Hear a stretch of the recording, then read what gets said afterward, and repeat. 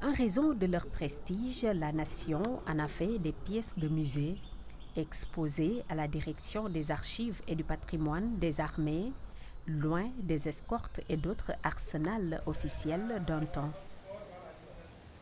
La limousine que nous avons devant nous est la troisième du genre.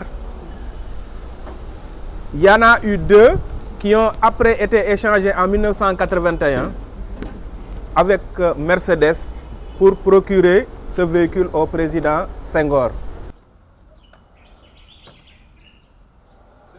Celui-là, la caractéristique, c'est que c'est un véhicule blindé.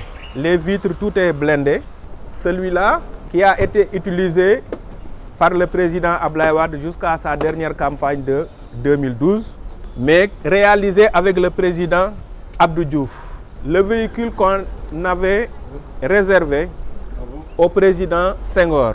Quand il a quitté le pouvoir, on avait réalisé ce véhicule pour qu'à chaque fois qu'il revenait au Sénégal, qu'il puisse s'en servir comme véhicule privé. Falilou Diop, chauffeur du président Abdou Diouf de 1981 à 1996, il maîtrise ses véhicules, en particulier la limousine au rideau rouge, comme il maîtrise les perles de son chapelet. J'ai vu le véhicule que j'ai depuis qu'il était tout neuf et je l'ai vu maintenant un peu vieil, quoi. Bon, moi aussi, depuis j'ai 75 ans maintenant. Entre Falilou et ses voitures présidentielles, c'est une histoire de 15 ans de conduite riche en anecdotes.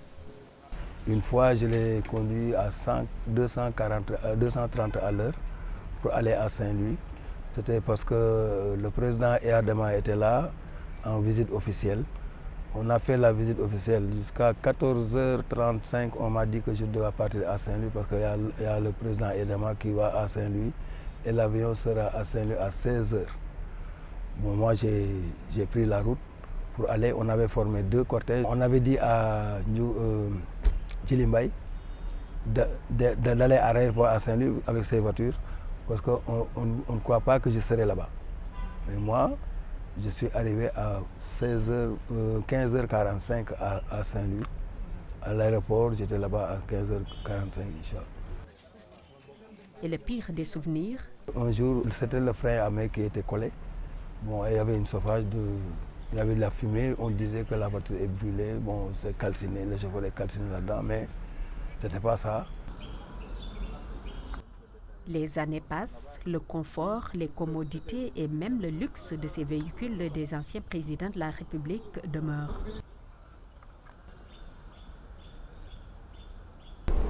C'est ce véhicule que nous appelons nous le rideau, donc les rideaux rouges, à cause vraiment de la couleur choisie, assez chatoyante et puis qui plaît pratiquement à tous les visiteurs.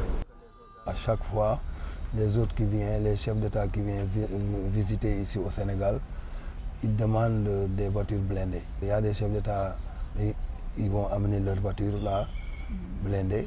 Alors Diouf a saisi que c'est comme ça, bon, il a cherché une voiture blindée. En comparaison à son prédécesseur, il ne pouvait pas tenir dans la cabine. Et ils ont pensé réaliser un véhicule qui lui permettait d'être beaucoup plus en confort. C'est pourquoi donc, ce véhicule a été réalisé pour le président de la République, M. Abdou Diouf. Quid de l'entretien de ce patrimoine? De façon périodique, nous mettons les moteurs en marche, nous nous occupons de l'entretien et je pense que c'est ça qui est un peu extraordinaire dans la gestion de ces véhicules au niveau du musée des armées.